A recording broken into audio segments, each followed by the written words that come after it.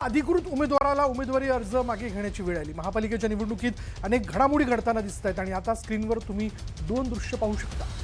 पहिल्या व्हिडिओत भाजपकडून पूजा मोरे यांना प्रभाग क्रमांक 2 मध्ये उमेदवारी मिळाली होती आणि त्यानंतर त्यांच्या समर्थकांनी जोरदार जल्लोष केला। तर दुसरी दृश्य आहे ती 2 दिवसानंतरची। त्याच पूजा मोरे या ढसाढसा रडताना दिसत आहेत आणि त्याचं कारण म्हणजे त्यांना उमेदवारी अर्ज मागे घेण्यास पक्षानं सांगितलं।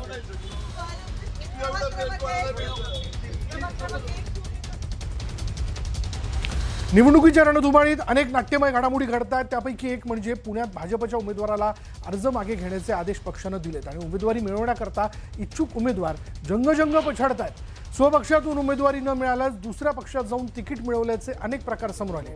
पुण्यात पूजा मोरे जाधव यांनी देखील 9 महिन्यांपूर्वी भाजपमध्ये प्रवेश केला आणि महापालिकेसाठी उमेदवारी मिळवली, पण अर्ज दाखल केल्यानंतर 2 दिवस देखील त्यांचा आनंद टिकू शकला नाही, कारण पक्षाने पूजा यांना उमेदवारी अर्ज मागे घेण्याचे आदेश दिले। त्यांना उमेदवारी मिळाल्यानंतर सोशल मीडियावर काही जुने भाषणाचे व्हिडिओ व्हायरल झाले। व्हिडिओत पहलगाम हल्ल्याच्या मुद्द्यावरून भाजप आणि मुख्यमंत्र्यांवर आक्षेपार्ह भाष्य केल्याचा आरोप आहे। मात्र हा व्हिडिओ आपला नसून भाजपमधील एका गटानं जाणीवपूर्वक सोशल मीडियावर रान पेटवल्याचा दावा पूजा मोरे जाधवांनी केला। भारतीय जनता पार्टीकडून कुठलाही दबाव वापरला गेला नाही, कारण खरं तर दबाव तर त्यांना असता किंवा पहिल्या त्यांनी उमेदवारीच मला दिली नसती। हा सर्वस्वी निर्णय माझा होता। मी घेतलेल्या भूमिकेमुळे काही पक्षाच्या जागांवर अडचण निर्माण होते की काय असा प्रश्न निर्माण झाला होता। मला असं वाटतं की मी एकटी निवडून येण्यापेक्षा भारतीय जनता पार्टीचे अनेक लोक त्या ठिकाणी सभागृहामध्ये बसणं मला गरजेचं वाटलं आणि त्याच्यामुळे स्वतः जबाबदारी स्वीकारून माझ्या मागच्या आयुष्याची जबाबदारी स्वतः मी स्वीकारली आहे आणि मी त्याग करण्याचं ठरवलेलं आहे।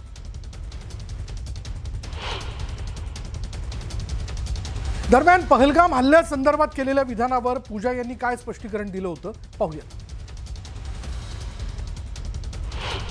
मोठे मोठे लोक चुकतात, मी म्हणत नाही की मी चुकले नाही। पहलगामच्या प्रकरणामध्ये मी चुकले असेल, माफी पण मागितली, मी दिलगिरी व्यक्त केलेली आहे। अनेक मोठे मोठे लोक चुकतात, पण त्यांना तुम्ही ट्रोल करत नाही। सोशल मीडियाचा बळी जो असतो तो बळी आज माझी पत्नी ठरलेली आहे। ते कसं तर त्याचे व्हिडिओज मी तुम्हाला देऊ शकतो। जे शब्द माझ्या पत्नीचे नाहीत एक शब्द तिच्या तोंडामध्ये घातले गेले। आदरणीय देवेंद्रजी फडणवीसांविषयी आरक्षण मागतोय, तुमची बायको नाही, असं जे स्टेटमेंट केलं त्याचा ते हिचं नव्हतंच, माझ्या पत्नी पूजा जाधवचं नव्हतं, ते दुसऱ्यांचं होतं, ते दाखवलं गेलं।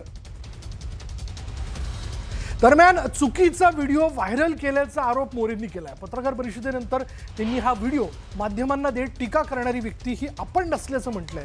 पाहूयात तो व्हिडिओ। माननीय मुख्यमंत्री साहेब, आम्ही फक्त आरक्षणच मागताय, नाही तुमची बायको मागत। माननीय मुख्यमंत्री साहेब, आम्ही फक्त आरक्षणच मागताय, नाही तुमची बायको मागत। कुणीतरी एक मुलगी होती क्रांती मोर्चातली, तिच्या तोंडातून असं वाक्य गेलेलं आहे की देवेंद्र फडणवीस साहेब, मी मराठा आरक्षण मागते, तुमची बायको मागत नाही। तर हे वाक्य माझ्या तोंडातील नाही, हे वाक्य कुणीतरी इतर मुलींनी बोललेलं आहे, परंतु आज ते माझं तोंड जशी पाडलेलं आहे आणि हे मीच बोलला सांगते। मी वारंवार सांगते की हे वाक्य माझं नाही, मी व्हिडिओ रिलीज करते।